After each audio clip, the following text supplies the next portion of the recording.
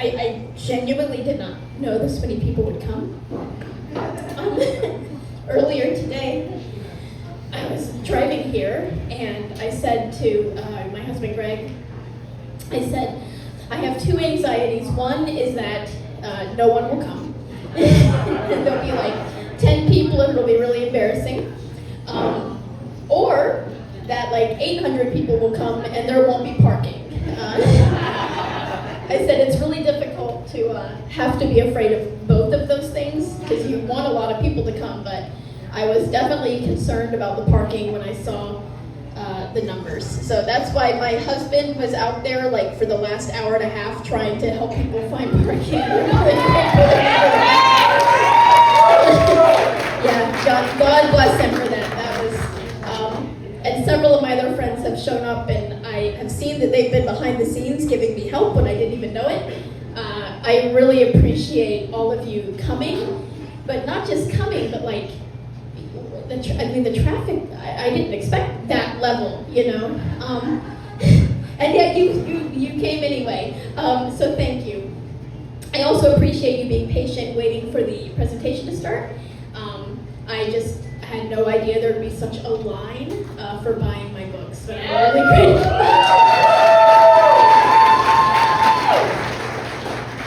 I feel like my friend Amber is going to make fun of me for crying.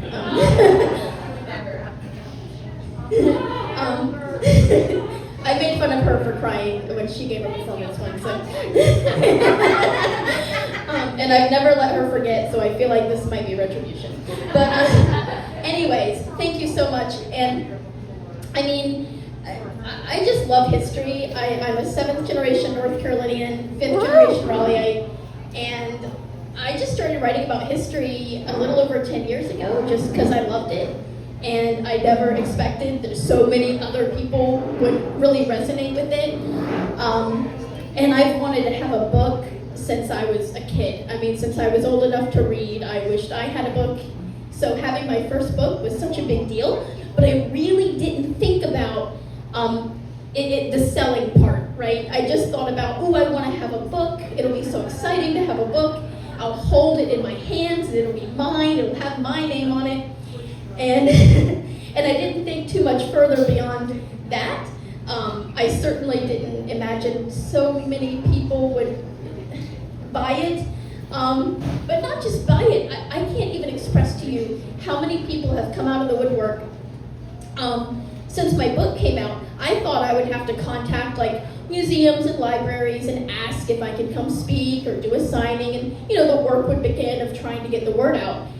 Instead, my experience has been libraries contacted me as soon as they saw I had a book out, and bookstores, local bookstores, so many people have just offered to lend their support and their love, and that has been really emotional.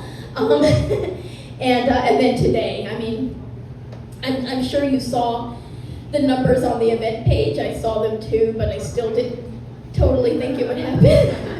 And then also with the snow, I'm sure most of you remember we had to reschedule. That was one of the most anxious things because I'm finally releasing my very first book, and it's my very first book release, and the snow aims right for that day. And it hasn't snowed here in such a long time.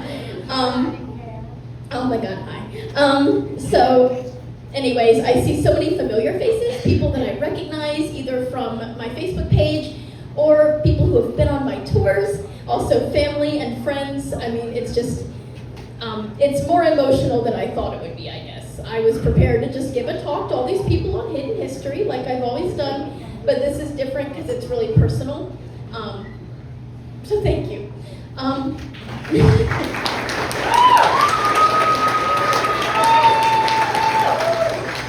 by the way, for those of you who didn't get a chance to have your book signed yet, I'm happy to stay as late as I need to afterwards to sign your book, personalize it, take a picture with you, any of that. Happy to do that with you, okay? Sorry that there wasn't time. I underestimated the amount of love. So thank you. On to less emotional things. My talk today, I wanted it to be just a brief recap of the journey, kind of a behind the scenes, right? There's of course going to be hidden history in it, but I don't want to just tell you my whole book. So I'm going to show you a little bit of the book. For those of you who haven't read it yet, I know some of you have, which you go-getters.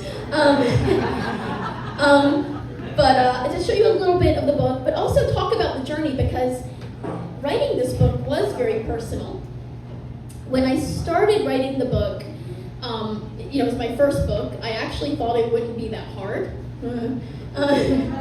Because I've been writing history for like a decade. So I thought, this is every day, I'll just write longer, just more. It doesn't work that way. It's not as easy as I thought it would be. And I'm really grateful for my parents and my husband and my dog and my friends and all the people who, oh my goodness, it was a lot of traveling. I wanted to go visit all these places if I could firsthand, right? As I started to write the book, my approach to history shifted a little, because at first I just wrote it like a history book. I did research, I pulled up archives and whatever information I could find. And then I started writing, and it felt a little wrong, because I was projecting my own thoughts on the history into the book. And what I really wanted to explore in this book is, yes, ghost towns and lost communities of North Carolina, but also answering some questions like, well, what were these communities like when they were in their heyday, when they were in their prime? And how do you have an entire village that just gets abandoned and no one lives there anymore? And not only abandoned, but some of them have been wiped off the map. They're just almost nothing left of them. And in fact, many of them, people don't even remember that they existed at all. How do you go from, 100 years ago, this was a thriving mill village or a thriving railroad boom town, and now no one even knows the name of this place, right? So I wanted to answer those questions and explore them and see what was left. I wanted this book to be different in that I would take pictures of these places. A lot of history books use only archival images, but I wanted these to be what it used to look like and what it looks like today, right? So there was a lot of hiking really deep into the woods to try to find whatever ruin I could find. Vicki came with me for a lot of that. Yes, I didn't do it alone. And a lot of traveling and driving around to visit these places. But, like I said, I started to realize I was projecting my own thoughts onto the history, which is tempting to do. I realized I needed to talk to the people who remembered these places. It was personal to them, right? Talk to the people that either grew up in these towns, or if they're older than that, at least find people who have heritage in these places, right? So I wanted it to not be my story, the story I tell of these places. So there is a little bit of course, the adventure that I took to visit these places, but I really wanted it to be the story from the people of the place itself, right? I thought that's going to be a much more true history than me just projecting my thoughts. So that's just a little bit of the behind the scenes. With that being said, I do have some guests here, and I will call them up here when I reach their part of the presentation. But I do have a few guests here who are kind of some of the stars of the book, right? They either lived in these communities or they have heritage there, right? Some of the communities are old enough that no one alive is remaining who lived there, but at least we have people who these were their grandparents or their great-grandparents, right? So a few of them are here, and I'll have them come up on stage so they can share just a little bit, because again, I don't just want it to be me telling you about it. I want it to be the stories from the places themselves. I also have them here so that if you are interested in, you can mob them afterwards and have them sign their chapter for you, making your book even more valuable. But I will just show you a little bit, just a little bit of the journey and why I found it important. And I'll try to be quick because we started later than I expected, and I don't want to keep you all day, though I appreciate you being here. So, one of the places that first really inspired me to do a book like this is the place from the cover photo, Henry River Mill Village. The book actually changed. When I wrote the book, this ghost town was safe. It was owned by an owner who was allowing it to be a historic site. People could come and explore it. You could even stay the night here. But over the course of me writing the book, it actually went up for sale. So this ghost town is for sale, and the future is unknown. We don't know what's going to happen here. But I want to show you what it looked like then and what it looks like now. And these pictures are in the book, but it really shows you the need for historic preservation. And in my case, I believe historic preservation, of course, I want to preserve the buildings first and foremost, but I do feel like the stories are a big part of historic preservation, which is why I write like I do. Because if this place is going to eventually be torn down, I hope it won't, but if it is, we should at least have pictures, and we should at least collect the oral histories of the people who lived here. Because that's how you lose a place forever. There are places, I mean, I grew up in a lost community and didn't even know it because no one talked about it at the time, and we'll get there. So capturing the stories is really important, and I did interview someone who grew up here. She is too far away to make it here today. It's a little bit too much of a drive. But this is Henry River Mill Village, and it's in the mountains. It's near Hickory, near Hildebrand. And you can see that how it's changed. Well, that house is actually gone. That's no longer there. But there was a time where growing up here was just it sounded amazing. And when I talked to people who shared their stories about growing up in these towns, every one of them had one word that kept coming up again and again. Every town, every person I talked to from all these different towns, mill villages, railroad villages, all these places had one word, and it was community. It came up again and again, and it ties through my book because these small towns, place like this, your neighbor is your coworker, right? This is a mill village. Henry River is built on the mill, right? Or the mill is built on Henry River. And everyone worked together in the mill. They all went to the same church. They were neighbors with each other. And they told me stories about, Anita was her name. Anita told me stories about, they didn't have electricity. They didn't have internal heat or air. But on summer nights, all the kids of the mill village would sit out on the front porches and they would work on their homework together. And they would go catch the fireflies afterwards. A lot of these children told me more about snakes than I ever wanted to hear in my life. But apparently that was really fun to go catch snakes. The reason Henry River Mill Village is still standing the way it is, so everyone left. It happened partially, so to answer the question, why did we lose these communities? How did you have a place that was so thriving? This was considered a really high quality mill village. They had education, the kids here learned to read, whereas a lot of mill villages you wouldn't have learned that, right? You just learned to work in the mill. But how did such a thriving place with so many good memories become what it is today? And now it's on the brink of potentially being sold to developers and destroyed. And in this case, mills especially used to be such a big part of North Carolina's economy. You had a mill for everything, right? A mill was where you got your clothes. A mill, because they make your clothes a cotton mill, right? You get your cotton so you could make your clothes. You had the mill where you grind your corn and you grind your flour, so they were also your grocery stores. They were also where people went and had community events. A lot of the dances and weddings all took place at the mill. So once the mill died, the community would usually die around it. And in this case, everyone sort of left one by one. And actually, Anita, who I interviewed for the book, her father was the last resident of the village. And he lived there when it was mostly abandoned. And eventually he moved away, but the community, they moved away, but they still go back and visit their village. And they tend to the gardens, and they tend to the yards, and they put a lot of love into this ghost town. Here's just a picture of the mill to give you a sense of what it was like there. Little girl growing up in the mill village. You get a sense of how different things were then. That's kind of a similar view right there. Oops. I am switching the wrong way. There we go.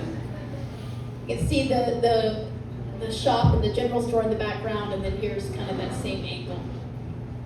And see how things have changed and how things have stayed the same. Brunswick Town was one of the most interesting places I went.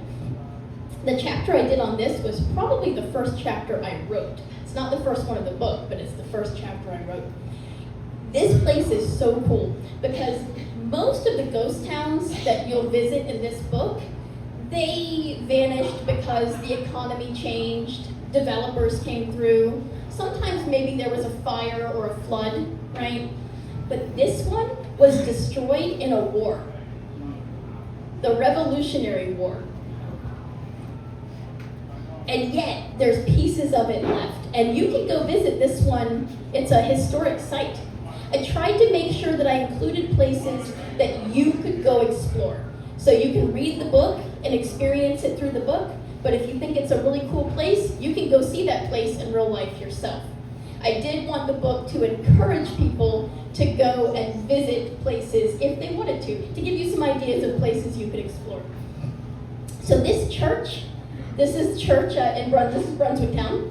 This is the church, St. Philip's, and it's the only thing that really survived the blitzing. So what happened was, this was a place where a lot of revolutionaries lived. Here's another kind of view of the church. So it's a town of revolutionaries who are all standing against the British, but quietly. They actually found in the tavern, a secret decoder ring. Well, that's me and Glimmer. Proof that she came with me. Where is she, by the way? Where's Glimmer? Okay, as long as she's okay. All right. Oh, this is some of the foundations that are out there. And this was sort of the, kind of the main hangout, like the shopping mall of the 1700s, right? And you can see how it's got different dividers through it, so you can see where all the different stores were, the storefronts. It was the lodge where people would stay for lodging, would have had like a little bar or a brewery in there, tavern.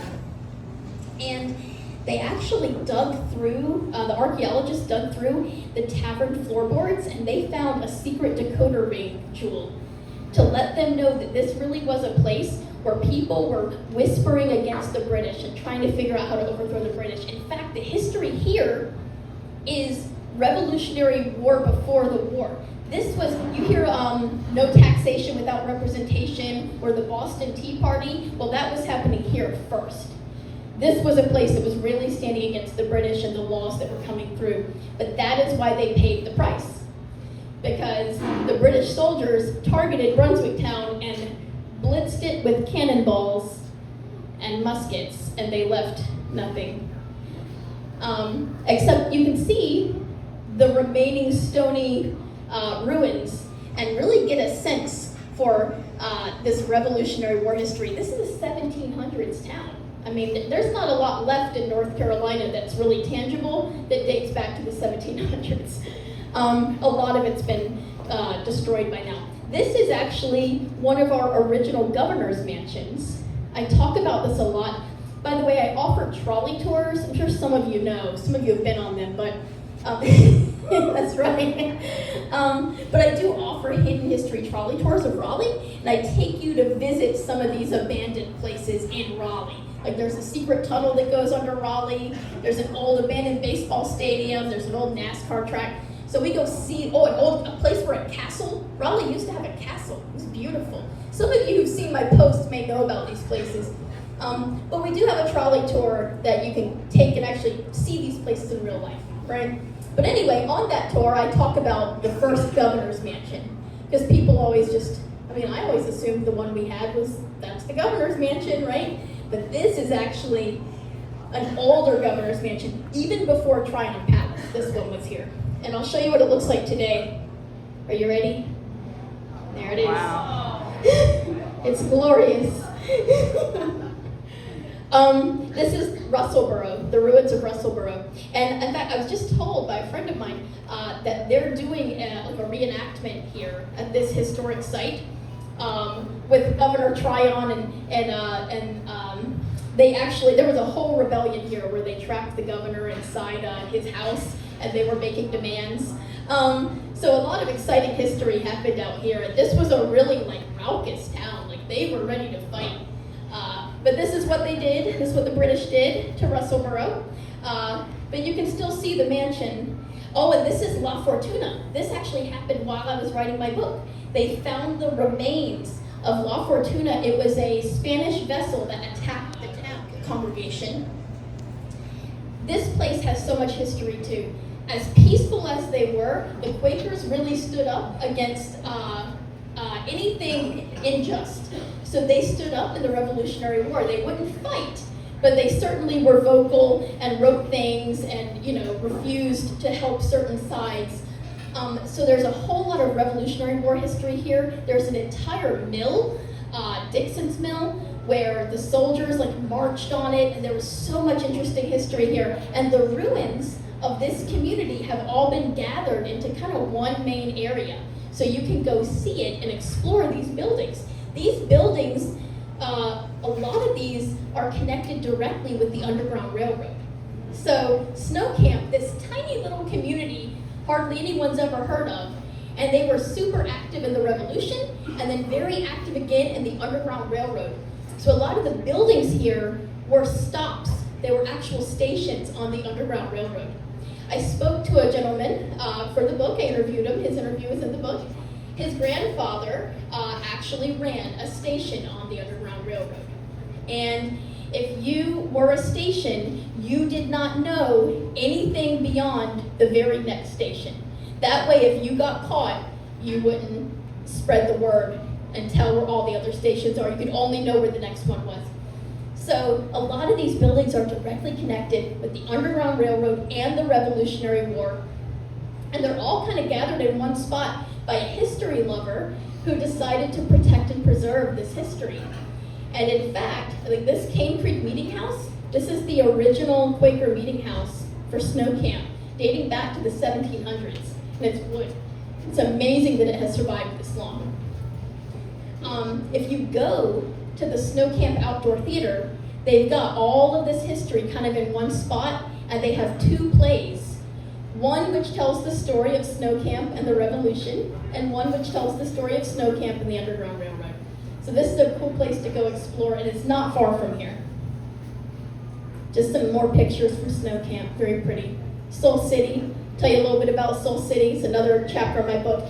I was so honored to interview Floyd McKissick Jr. for this. Oh boy. He can tell a story. He can tell a story.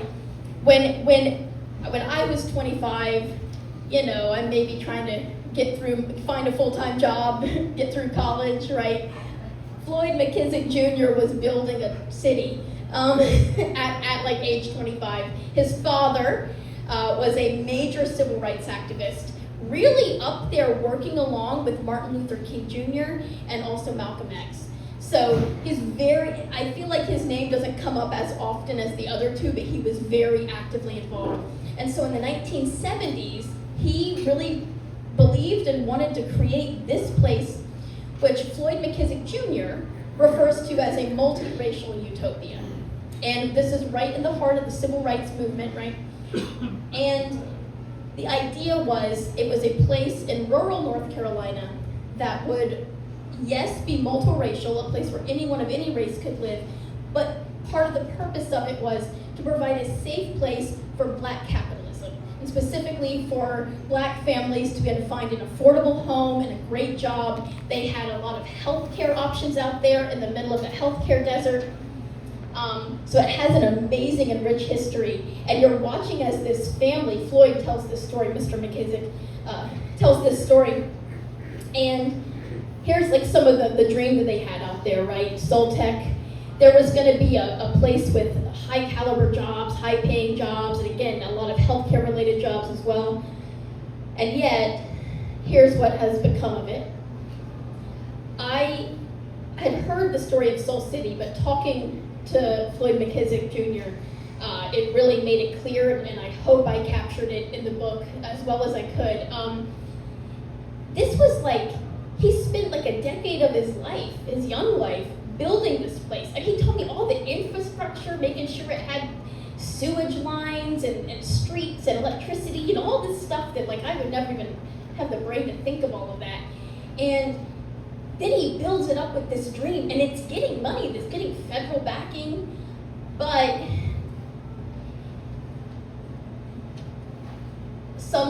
it's in the book, but local government and state government, some of the senators of the time period called into question if it was spending its money properly. And of course, there was a look. They dug into all of the paperwork and all of the finances, and it was discovered, of course, that they were spending the money properly, but the newspapers and the senator really standing against it made a lot of the federal money dry up, and a lot of the businesses that were going to come there decided they weren't sure about coming there anymore, because now it's not just a sparkling clean, easy place to spend money. Now it's kind of becoming, it's the center of drama, and a lot of people decided they didn't want to be part of that. And so he had to watch as all of the work they put into this dried up. But what's standing out there today is the structure of Soul City. Now there are some people who live out there, but it's not called Soul City. It's just part of the county. But Vance and Warren. But the structure, the infrastructure is still there, right? The Soul City sign, the streets, and of course some of the buildings that they built for healthcare. And so you can go out there and you can see what's left of it. In fact, Soltech, that building actually became used for the prison system. So the buildings are still out there, and Floyd McKissick still kind of, I asked him how he felt about like watching your entire dream, just this to happen to it. And he told me that he still has hope, that he thinks that the story of Soul City could still at least inspire people of this generation, and that he believes and hopes that the affordable property out there and the infrastructure will eventually be a draw anyways, that it's just a matter of time before this land gets used and people move there. But in the meantime, this is what's standing out there today. All right, here's where I have a guest. I hope they're still here. I know it was a long wait. Oh yeah, I see him over there. All right. So, Umstead Park. I'm gonna invite up here Kevin Doggett. I interviewed him for the book. Come on up here and say hi to everybody.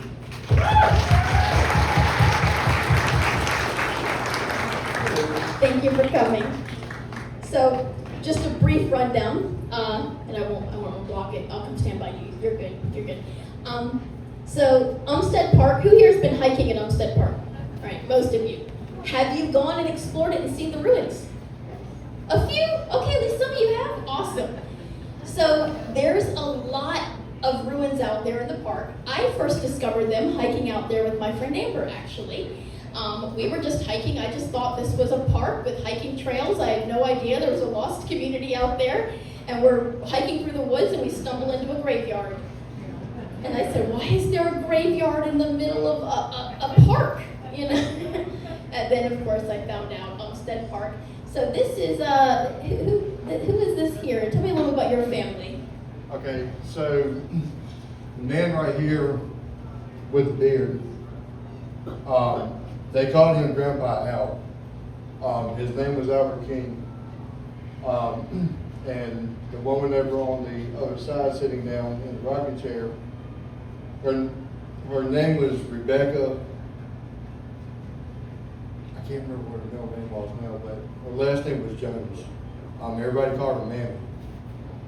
She is actually recorded in the National Archives in Washington, folk singing. It's chilling. So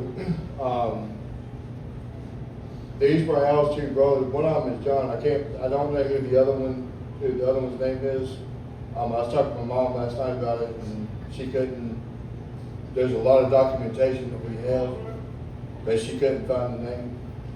John and Al ran basically everything in the park. They had a grist mill that made cornmeal. They had a, I didn't write it all down because I couldn't remember it all. The grist mill was actually, if you go in on the Harrison Avenue side of the park. The trail that you come in on, or that you go in on the main trail there, is called the Old Mill Trail. That's where the grist mill was actually at. They also had a dairy farm and a cotton gin. And Grandpa Al was also licensed by the state at the time to make liquor legal, when everything else was at the time was illegal. So they had apple farm and stuff like that as well. But one thing interesting about Al was he was in the Civil War, and he actually walked back from Appomattox when Lee surrendered to Grant. Walked from Appomattox all the way back to Olmsted. Now, when you come in on Olmsted, down Ebenezer Church Road, there's a church that sits right on the corner. Al donated that land, and basically everybody in there, the Kings, the Vickers, the Bakers, are all related to us directly. They're cousins somehow. And then if you're sitting at the church and you make a left and go back down, this old home site, you can still see part of the chimney stack that still stands there. And you can see where the house actually sat, some of the foundation and stuff. But right across the street from that is the family cemetery. And there's actually markers there now, and the picture that is on I think it's on the side of the house, is a family reunion picture that was taken in 1923. So that was the last known picture that we have, that we know an exact date on. And it was August 31st, 1923. It was a family reunion. And from that point on, there's a house up the road that's got like a shelter in the back of it. August 31st every year since, I think my mom said the 60s or the 70s, we'd had family reunions out there. That was actually the parsonage for the church. And of course, when my grandparents died, that all went away with it because nobody wanted to really keep it going. But a lot of history out there. Yes, I want to say, just while he's up here real quick, so Kevin and also Reggie King told me a lot about life out here at Umstead Park and their family out here. Umstead Park is sitting on top of the Crabtree Creek community, right? So it was a community that dates back to the 1700s, and you can find remnants of it out there. If you hike on the Company Mill Trail, you'll see the Company Mill. And I was told a story about the Company Mill falling the night that it fell. There was a little boy and his dad. They were living in a house on top of a cliff overlooking the mill. And stay with me for a second. I'm going to give it back to you in a second. I just want to make sure you know. And they, most mills are lost to fire or flood, right, or development. And so there was a torrential rain, probably a hurricane coming through, and the father ran out, left his little boy in a little cabin on top of a hill. I mean, no electricity, right? You're just up there by yourself, a kid in the dark in the woods. His dad runs out there and says, "I'll be right back, I gotta check on the mill." The Company Mill was very central to the Crabtree Creek community. Again, it's where your food comes from, your clothes come from, it's where you get married and have dances. And he said his dad disappeared into the rain, and he waited about an hour, and he came out to check on his dad, and his dad was okay, but he saw the mill, this giant towering mill, floating down the river, washed away. What's left out there today is there is actually remnants of the mill. Actually, That's the house. I say that's the house. This is the same house. Let me show you. There it is, and here it is today. Yeah, that's I want to say that's the chimney part of the house that's still standing. There's also rocks and stuff around it from the foundation. Yep, so that is their house right there. And I know Reggie told me, and I think you told me too, they would stand out here for their family reunions, even in more recent years, and kind of stand inside where the house used to be. We would actually walk back down there every year. There was a group of us that would go down and kind of look at the place and kind of stand there and reminisce and stuff like that. My grandmother would tell us stories and all. It's like she'd just stand there and cry because, I mean, the state came in and took all this stuff to build the park. So they didn't really have an option of staying or anything like that. My grandmother's house was actually at RDU Airport, and when the airport was being built, they took their land because they told them that the house was going to be where the planes would come into the runways. It would actually take the roof off the house, which ended up actually not being true. But you were talking about the mill. My grandmother's father, they called him Press. He got his nickname from the actual mill because he went in. Something happened and the mill got stuck, and he was in there trying to clean it out. But the press door actually closed and slammed shut, and it could have killed him. And he was so small, he actually dodged it because he was short and real tiny. And the name just carried with him as Press because he was cleaning out the press trying to get the mill back up and running. I really appreciate you sharing these personal stories. I want to just say, this is Kevin. If you would like him to sign your copy of the Umstead chapter, he's here today for that. Putting you on the spot for that.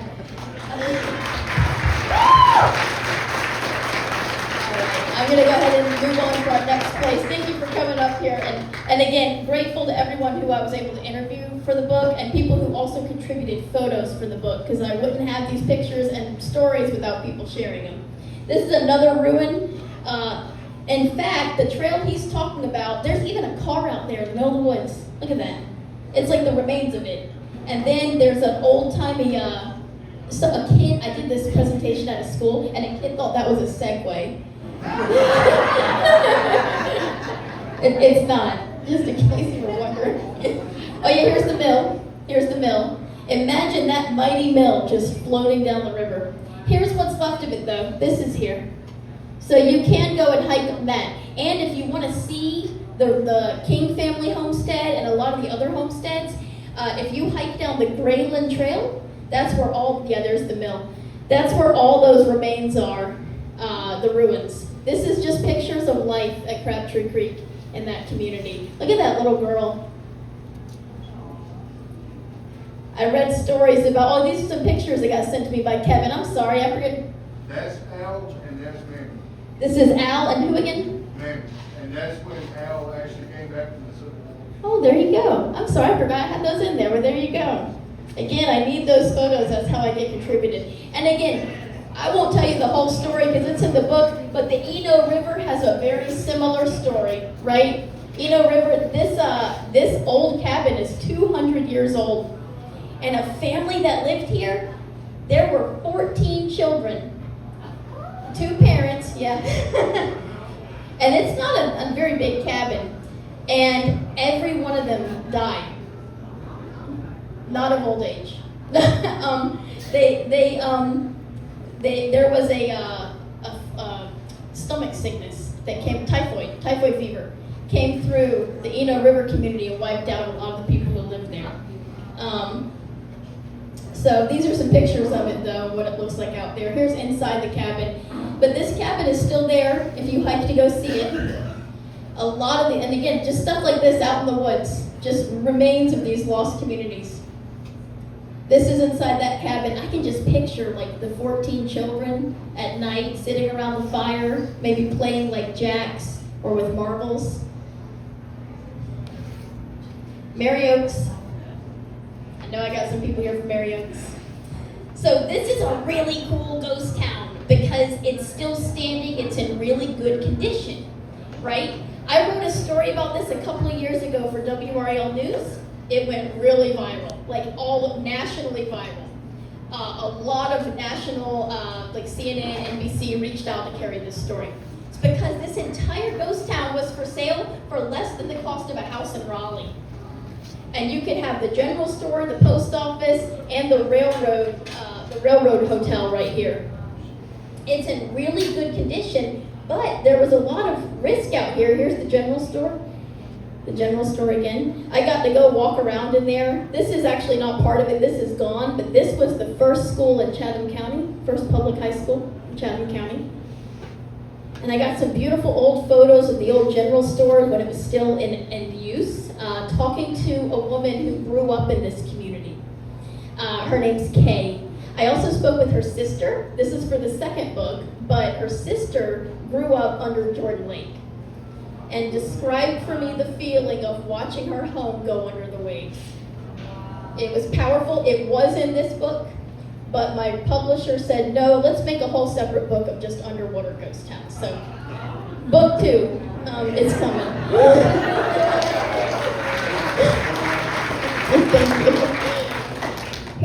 These are the pictures that people sent me for their book. This is her mother posing in front of, they lived in this school. The school eventually became a private home. And all of this is in the Mary Oaks chapter.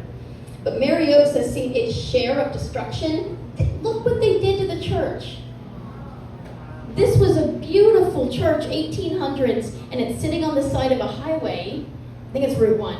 And because VinFast is supposed to be coming in, they wanted to widen the highway. A lot of locals feel like VinFast isn't even going to get built, and that they tore down the church as part of this. Despite the community trying so hard to save it, this was a place where so many people had their weddings, saw their grandparents get married, funerals. This is a meaningful place to the community. Mary Oaks has lost the school, they've lost the church, they've lost a lot of their history, and they've lost their official postcode, right? They're no longer considered a town. They're just, Mary Oaks is just like a little rural community now. It's not considered a town anymore, but there was a time where it was a booming railroad town. And so the stretch of that original Main Street is still standing. And there was a lot of heartbreak over what was going to happen to that stretch. And that's what I wrote about. That's the part that's still standing. And so there was a lot of concern. Whoever buys that has the fate of this history in their hands.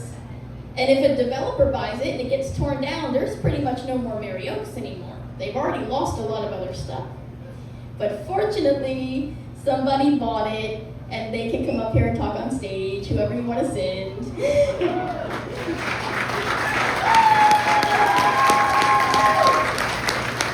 Hello. I'm going to ask you a question. Let me just get to, let's go back to the picture of Mary Oaks for you. There you go. All right. So, just briefly, 5 minutes or less, right?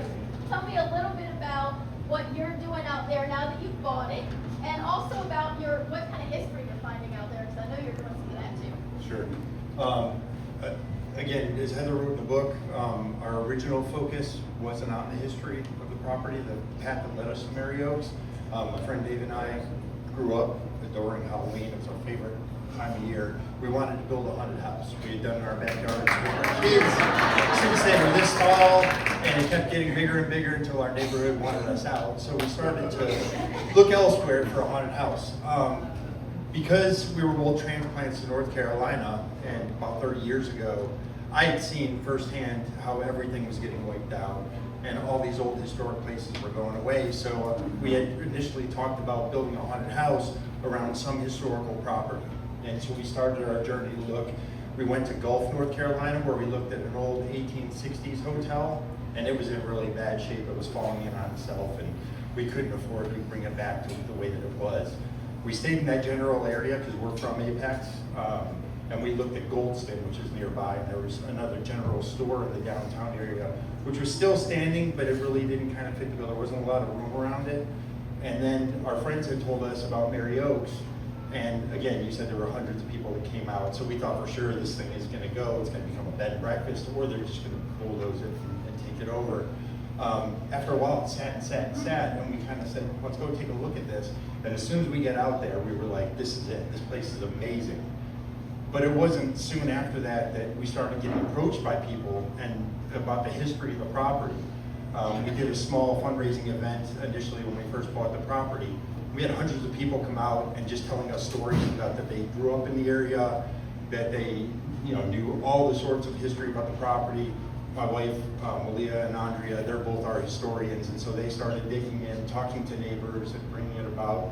And that's when we really kind of focused on other things beyond the haunted house. So our goal is to do a haunted house, but we fell in love with the structures and then the history of the property, and that's really kind of where our focus is now. We want to do a lot more than just a haunted house. We want to do community events. As Heather indicated in the book, it was really used for a lot in the 70s, like for arts and crafts type things, community events, music events. So what we're really trying to do is bring all of that back and focus on the history of the property in addition to what we'll do in October. So that's it.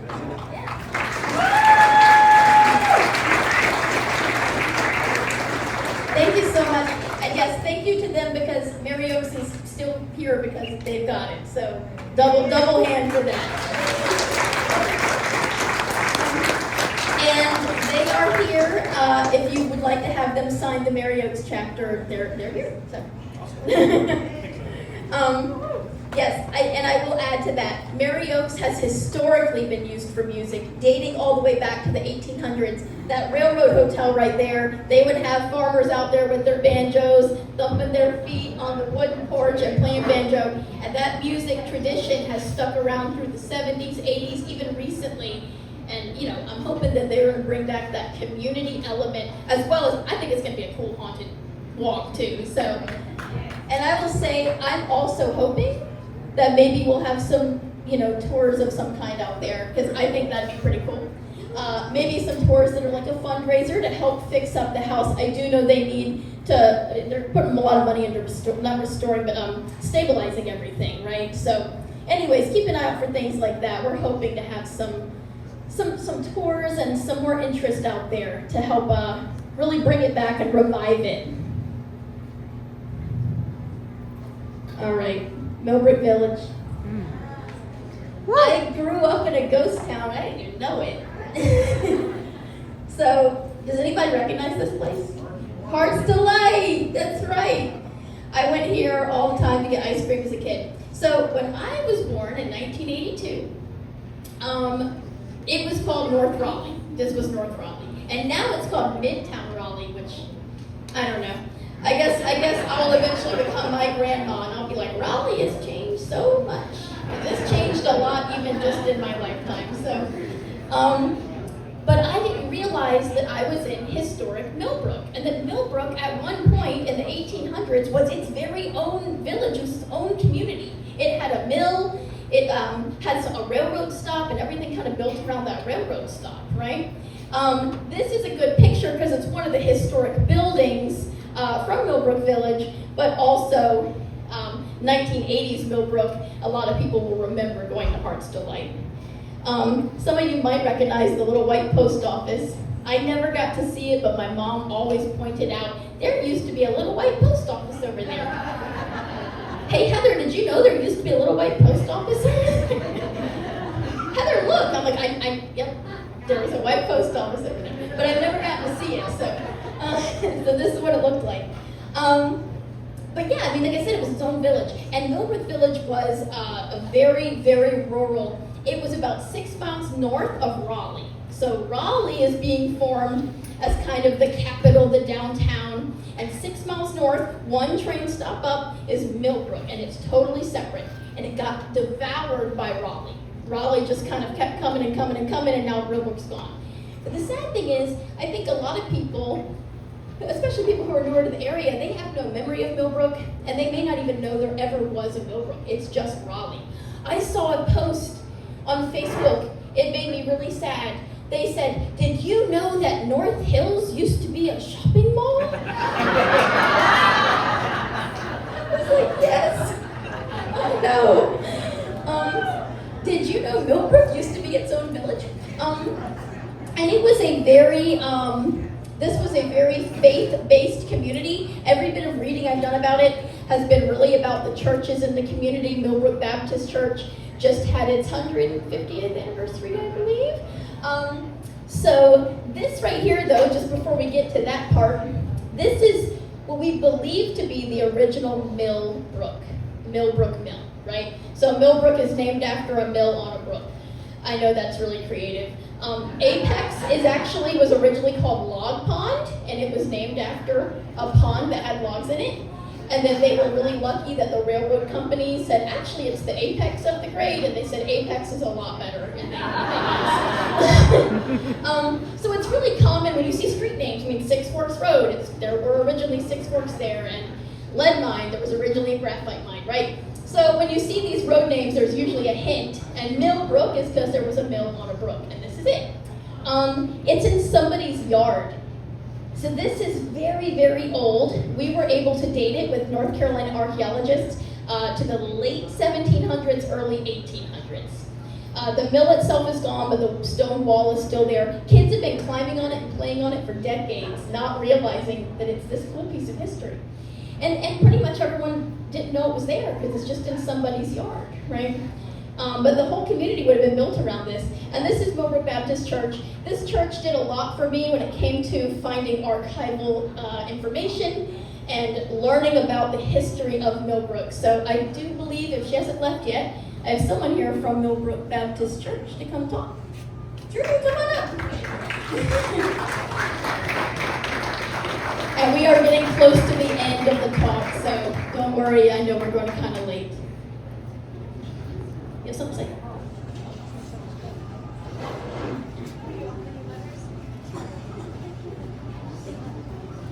All right, so this is Drew, and she's the one who told me a lot about Millbrook in Millbrook history from the archives, and then also Millbrook in maybe like the 60s, 70s, 80s, that time period. So why don't you tell me just a little bit about what you remember about the history of Millbrook and your relationship to Millbrook. About 5 minutes.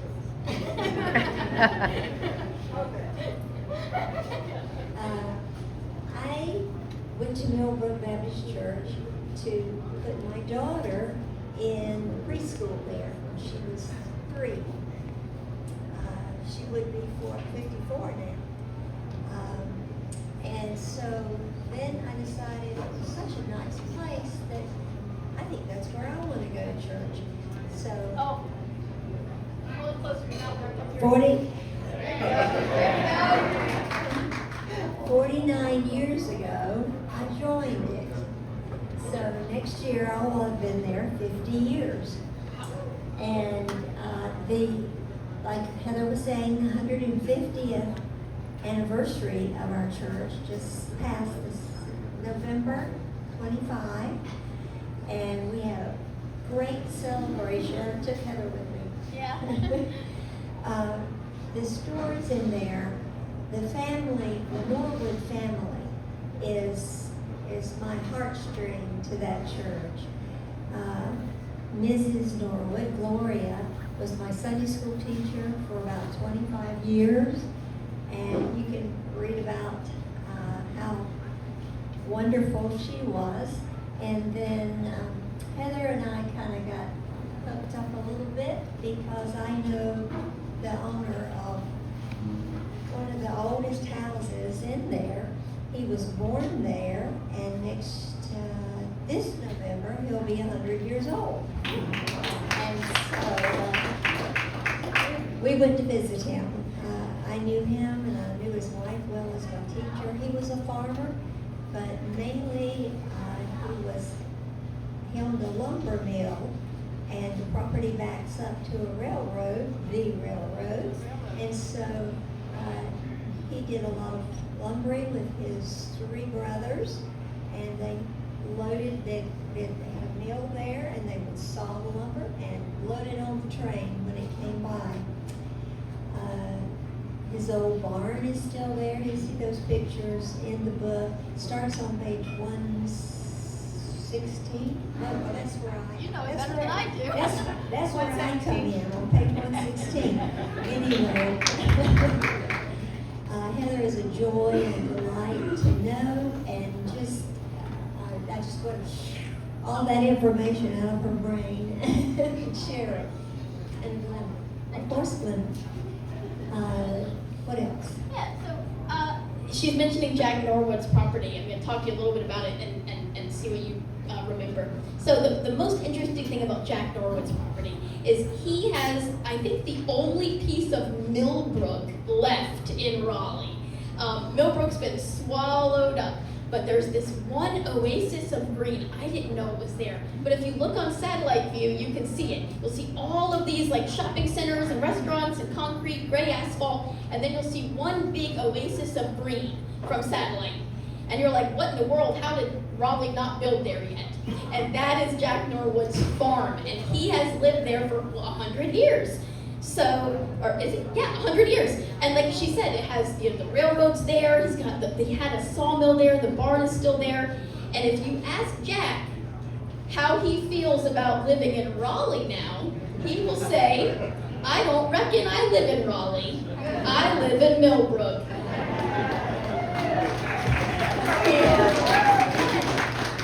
And tell me just a little bit about how their farm was used by the church, specifically Gloria's flowers, and tell me a little bit about like the flowers and the big tree and all that, and then we'll be good to move on.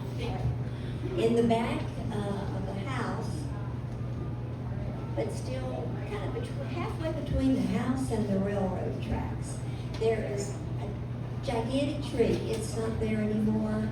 It was so old, it couldn't live anymore, I guess. But one of my Sunday school class members got married under that tree. And Gloria was such a sweet, kind, humble lady. She had all her dresses made by hand from some local seamstress. She was never a dressy up person. She had her own part of the land that was her flower field, and she did rows and rows and rows of gladiolas and every kind of flower you can imagine, and just for joy of growing flowers. And then she got the idea of she needed to cut some of them, so every Saturday morning she would be up with the chickens, literally, and cut the flowers and bundle them into bouquets and put them all in little buckets of water along their driveway, but not visible from the road, and put a little box there and say, honor purchase. So you were on your honor to make sure that you put your money in. And she charged $1 a bunch. And all the money, and you don't know how much acre of flowers that she had, but she would give that money to the church toward a mission or something else that was going on. So she never kept a penny of it. She just enjoyed growing the flowers and then selling them and giving money away. Thank you for sharing with us some of your memories. Drew is here to sign the Millbrook chapter of the book, and I also happen to know, I didn't know he was coming, but the owner of Heart's Delight, I saw him here, and he might be willing to sign the Heart's Delight photo if we can find him. Randy, are you still here? I think he left. He might have left. Oh, Yeah. Maybe next time. Maybe next time. I've been to that parcel. Yeah. Bought ice cream there. This is Jack Norwood's farm, and like I said, it's the only real piece of Millbrook left standing, except for the mill, which is in someone's backyard. It's and I will just show you real quick. This is old Millbrook. Just imagine what Millbrook Road looks like today, Millbrook and Falls of Neuse. This is what it used to look like, a little different. And this is not the exact place, but this is where the churches originally met. This is called a brush arbor. So before they had a church building, the Millbrook churches would meet in a brush arbor. And this brush arbor from Millbrook Baptist Church, it's where the Harris Teeter is today at, is it Northridge Shopping Center, Drew? I think it is, Northridge. My mom says yes, it's Northridge. So there's a lot of cool history buried there as well. All right, and just real quick, my next book is going to be Underwater Ghost Towns. I'm not going to tell you about it, but that's what it's going to be. It'll hopefully be out in a year.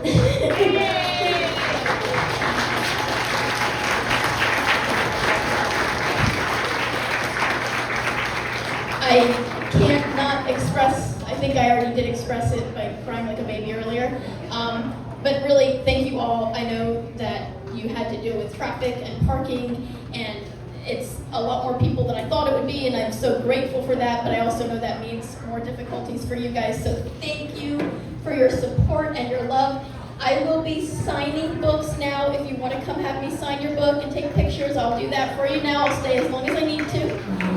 Glimmer is also here for pettings. Wait, a photo. Oh, hold on, let's get a group photo. One group photo. Sorry. We love you, Heather! Oh, thank you. All right, one group picture. Hold up your books. Oh, that's cool. I don't have a book. Here it is. Here.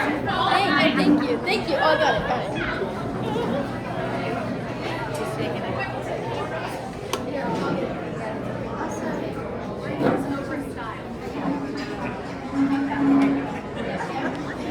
All right, hold up those books high.